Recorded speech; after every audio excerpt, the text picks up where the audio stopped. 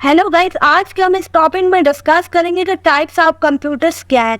तो जो कंप्यूटर है ना, उनको बहुत सारी सेवरल कैटेगरीज में डिवाइड किया गया है based on their size, purpose and processing power. यानी कि हमको उनकी साइज की बेस पे, प्रोसेसिंग पावर की बेस पे और उनके पर्पस की बेस पे जो है ना, बहुत सारी कैटेगरीज में डिवाइड किया गया है और हर कैटेगरी मुख्तलिफ तरीके के टास्क परफॉर्म करती है। तो इनको ना वन बाय वन डिस्कस करते हैं। अब टाइप्स ऑफ कंप्यूटर क्या है? तो सबसे पहली टाइप तो सुपर कंप्यूटर्स है, उसके बाद मेन फ्रेम कंप्यूटर्स है, फिर मिनी कंप्यूटर्स है, पर्सनल कंप्यूटर्स है, वर्क स्टेशंस है, टैबलेट्स है, स्मार्टफोन्स है, एम्बेडेड कंप्यूटर्स है और क्लाउड कंप्यूटर्स है। अगली स्लाइड में इन सबको वन बाय वन डिस्कस करते हैं। अब डिस्कस करते हैं सुपर कंप्यूटर्स क्या होते हैं। जो सुपर कंप्यूटर्स होते हैं ना, वो ना एक्सट्रीमली पावरफुल मशीन्स होते हैं जिनको ना कॉम्प्लेक्स कैलकुलेशंस के लिए इस्तेमाल किया जाता है एंड लार्ज स्केल स्टिमुलेशन में भी इनको इस्तेमाल किया जाता है। अब लार्ज स्केल स्टिमुलेशन क्या होती है? यानी कि जैसे वेदर फोरकास्टिंग होगी या बहुत ज़्यादा साइंटिफिक रिसर्च करनी हो, तो वहाँ पे जो होते हैं ना, सुपर कंप्यूटर्स जो होती है इस्तेमाल होते हैं क्योंकि कॉम्प्लेक्स कैलकुलेशंस करते हैं। क्या होता है, जो सुपर कंप्यूटर्स होते हैं ना, वो बहुत सारे डेटा को जो होता है ना क्विकली प्रोसेस करते हैं। इसलिए सुपर कंप्यूटर्स को गवर्नमेंट एजेंसीज यूज करती हैं या रिसर्च इंस्टीट्यूशंस में यूज होता है क्योंकि ये बहुत सारे डेटा को क्विकली प्रोसेस करता है। इस वजह से इसको ना गवर्नमेंट एजेंसीज यूज करती हैं या रिसर्च इंस्टीट्यूशंस में इस्तेमाल किया जाता है इसका बहुत ज़्यादा। तो ये होते हैं सुपर कंप्यूटर्स। अब जो सेकंड टाइप है वो है मेन फ्रेम कंप्यूटर्स। जो मेन फ्रेम कंप्यूटर्स होते हैं वो भी बहुत ज़्यादा लार्ज और पावरफुल सिस्टम्स होते हैं जो कि प्राइमरीली ऑर्गेनाइजेशंस इस्तेमाल कर रही होती है। वो ऑर्गेनाइजेशन जिनको ना बल्क में डेटा को प्रोसेस करना होता है, जैसा कि इंडस्ट्रीज होगी बहुत बड़ी या कस्टमर स्टैट्स हो गए, तो वहाँ पे इनके पास बहुत ज़्यादा डेटा होता है, बल्क में डेटा होता है। तो वहाँ पे जो होती है ना प्रोसेसिंग, वहाँ पे मेन फ्रेम कंप्यूटर से करवाई जाती है। और जो होता है ना मेन फ्रेम कंप्यूटर, वो बहुत ज़्यादा रिलायबल होता है, स्केलेबल होता है and ability to handle multiple users simultaneously. यानी कि एक ही वक्त में बहुत सारे यूजर्स को जो होता है ना वो हैंडल करता है, इसलिए इसको ऑर्गेनाइजेशंस यूज करती हैं। इससे जो होता है ना उनका टाइम भी बच जाता है और वो कम टाइम में बहुत सारे यूजर्स को हैंडल कर पाती हैं।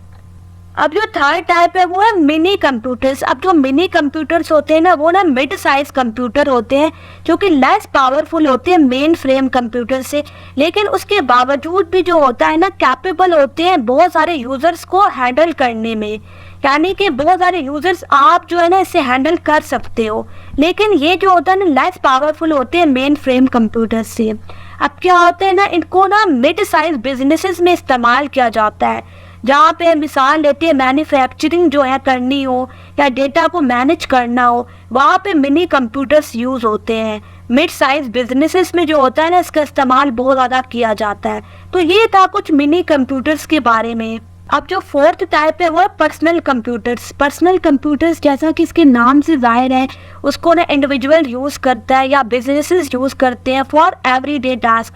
यानी कि हर रोज़ के जो टास्क होते हैं ना वो आप पर्सनल कंप्यूटर से परफॉर्म करते हो, जैसा कि वर्ड प्रोसेसिंग होगी या आपने एक्सेल यूज़ करना हो जो कि बहुत ज़्यादा ऑफिस में यूज़ होता है, या आपने इंटरनेट पे ब्राउजिंग करनी हो या गेम खेलनी हो, उसके लिए आप पर्सनल कंप्यूटर्स का इस्तेमाल करते हो। अब इसमें क्या है, इसमें डेस्कटॉप्स जो है ना इंक्लूड है, लैपटॉप्स इंक्लूड है and all in one computers include है। तो ये होता है पर्सनल कंप्यूटर। अब जो इसकी फिफ्थ टाइप है वो है वर्क स्टेशंस। जो वर्क स्टेशंस होते हैं ना वो हाई परफॉर्मेंस पीसीज होते हैं जिनको ना साइंटिफिक एप्लीकेशंस के लिए डिज़ाइन किया गया है। अब यहाँ पे कौन कौन सा टास्क आप परफॉर्म कर सकते हो, वो टास्क यहाँ पे परफॉर्म कर सकते हो जो कि बहुत ज़्यादा पावर कंज्यूमिंग हो, जैसा कि ग्राफिक डिज़ाइनिंग होगी या वीडियो एडिटिंग होगी हाई क्वालिटी की, या 3D रेंडरिंग होगी। तो वर्क स्टेशन वहाँ पे इस्तेमाल किए जाते हैं जहाँ पे आपको बहुत ज़्यादा ना पावरफुल टास्क परफॉर्म करने हो, जैसा कि आपने ग्राफिक्स का हैवी काम करना हो या वीडियो एडिट का काम करना हो, तो वहाँ पे वर्क स्टेशंस का इस्तेमाल कर सकते हो आप। अब जो इसकी सिक्स टाइप है वो है टैबलेट्स। जो टैबलेट्स होते हैं वो ना पोर्टेबल टच स्क्रीन डिवाइसेस होते हैं जो कि कंबाइन कर रहे होते हैं features of a computer and a smartphone. Computer और स्मार्टफोन दोनों के फीचर्स यहाँ पे जो होते हैं ना कंबाइन हो रहे होते हैं। अब क्या होता है, जो टैबलेट्स होते हैं ना वो ideal for browsing the internet, यानी कि आप इसके थ्रू जो है ना इंटरनेट को ब्राउज कर सकते हो, आप वहाँ पे गेम खेल सकते हो, आप रीडिंग कर सकते हो, आप सर्फिंग कर सकते हो, यानी कि टैबलेट्स भी बहुत सारे टास्क परफॉर्म कर सकता है। तो ये था कुछ टैबलेट्स के बारे में। और जिसकी 7 टाइप है वो स्मार्टफोन। जो स्मार्टफोन्स होते हैं वो ना पावरफुल मोबाइल डिवाइसेस होते हैं that functions as both a phone and a computer, जो कि फोन एंड कंप्यूटर दोनों के तौर पे फंक्शनैलिटी परफॉर्म कर सकते हैं।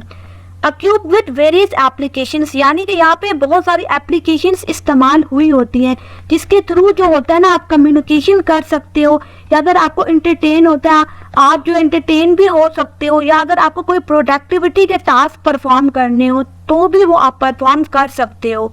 ये होते हैं स्मार्टफोन्स। और इसकी जो 8 टाइप है वो एम्बेडेड कंप्यूटर्स। जो एम्बेडेड कंप्यूटर्स होते हैं वो स्पेशलाइज्ड कंप्यूटर्स होते हैं जो कि इंटीग्रेट किए जाते हैं दूसरी डिवाइसेस में, जैसा कि कार्स होगी, अप्लायंसेस हो गए एंड मेडिकल इक्विपमेंट हो गए। यानी कि कार्स में इस्तेमाल कर सकते हो, अप्लायंसेस में इस्तेमाल कर सकते हो और मेडिकल इक्विपमेंट में भी इसका इस्तेमाल होता है। यानी कि ये जो होते हैं ना स्पेसिफिक पर्पस के लिए बनाए जाते हैं, यानी कि कार का एम्बेडेड कंप्यूटर सिर्फ कार में ही इस्तेमाल होगा, अप्लायंसेस का अप्लायंसेस में ही इस्तेमाल होगा, क्योंकि स्पेसिफिक पर्पस के लिए बनाया गया है। अप्लायंसेस से रिलेटेड एम्बेडेड कंप्यूटर अप्लायंसेस के ही टास्क परफॉर्म कर रहा होगा। तो ये होता है embedded computer design for specific control functions, यानी कि आप जो होगा ना इसे कंट्रोल फंक्शनैलिटी ले सकते हो।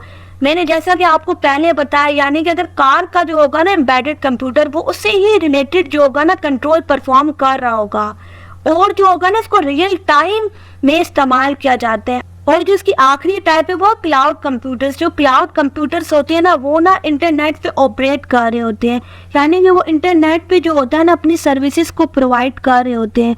Allowing user to access and store data remotely, वो अलाउ करते हैं यूजर को कि वो अपने डेटा को स्टोर भी कर सके और एक्सेस भी कर सके रिमोटली, यानी कि घर से बैठे या ऑफिस से बैठे ना डेटा को एक्सेस भी वो कर सकता है और जो होता है ना वो स्टोर भी कर सकता है डेटा को। ऑफर स्केलेबल रिसोर्सेज, मतलब कि जो क्लाउड कंप्यूटर्स होते हैं ना वहाँ पे आपको स्केलेबल रिसोर्सेज मिलते हैं, यानी कि आप रिसोर्सेज को अपनी मर्जी से बढ़ा भी सकते हो और घटा भी सकते हो, उनकी स्केलेबिलिटी इंक्रीज भी कर सकते हो और डिक्रीज भी कर सकते हो। And are commonly use for data storage, और डेटा को स्टोर करने के लिए इस्तेमाल किए जाते हैं, जैसा कि वेब होस्टिंग हो गया या एप्लीकेशंस को रन करना हो गया, तो उसके लिए जो होता है ना क्लाउड कंप्यूटर्स का इस्तेमाल किया जाता है। अब मिसाल लेते हैं, आपने कोई ना एप्लीकेशन बनाई, तो अगर आपको जो है ना उसको स्टोर करना हो तो उसके लिए आप क्लाउड कंप्यूटर्स का इस्तेमाल कर सकते हो। तो बेसिकली ये था कुछ क्लाउड कंप्यूटर्स के बारे में और अदर कंप्यूटर्स के बारे में। उम्मीद है कि आपको पसंद आया होगा ये लेक्चर। Thank you.